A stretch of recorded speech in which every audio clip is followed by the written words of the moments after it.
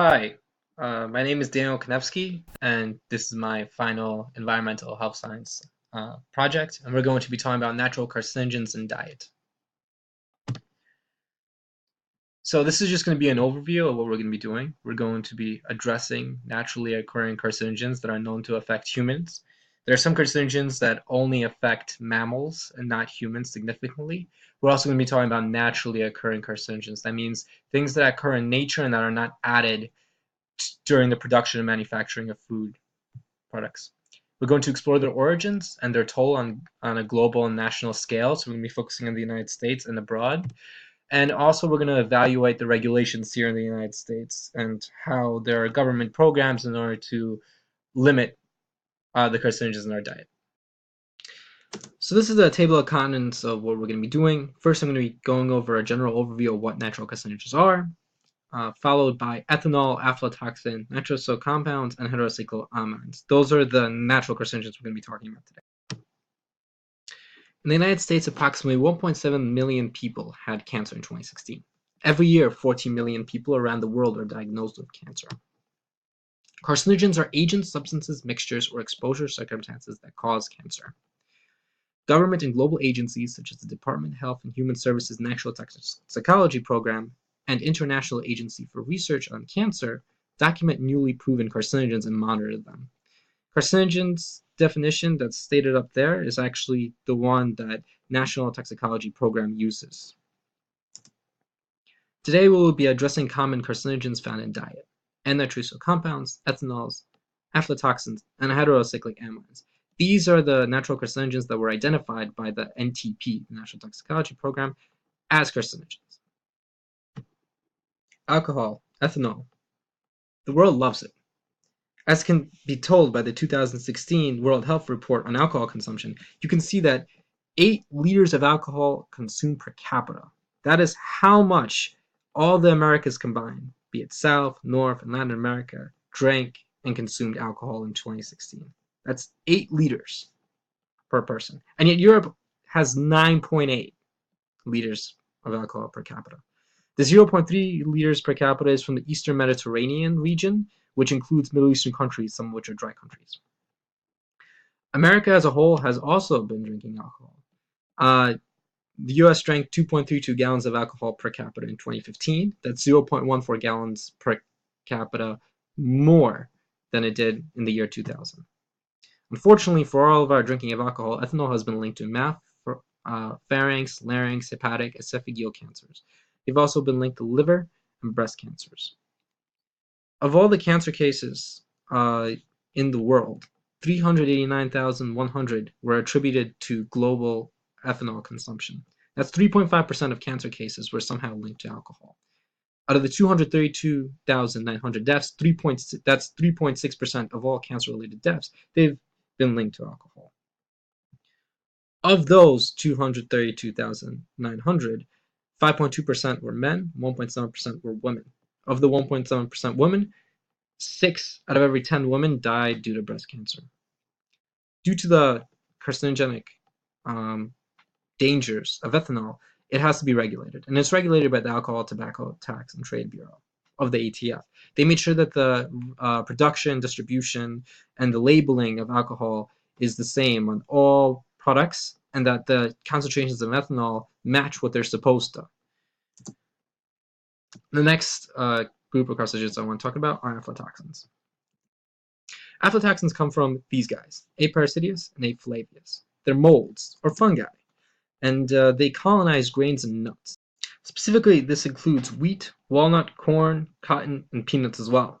Also, things that eat these, such as cows and chicken, are also at risk for them having aflatoxins in them.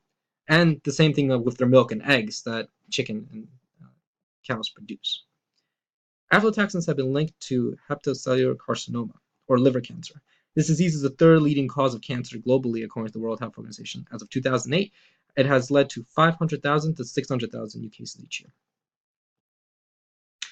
As you can see, the average aflatoxin exposure is mostly in countries like the Philippines, Mozambique, Pakistan, and other low-income countries where people are dependent on grain and don't necessarily have access to the best food safety regulations.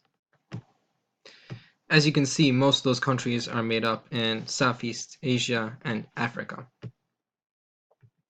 Now, of the 550,000 to 600,000 cases of liver cancer, it's estimated that 25,200 to 155,000 are due to alpha toxin exposure. So this is an overall pie chart of the different percentages of the cases caused by alpha toxin. And as you can see, 87% of them are in Africa, Southeast Asia, and Western Pacific regions.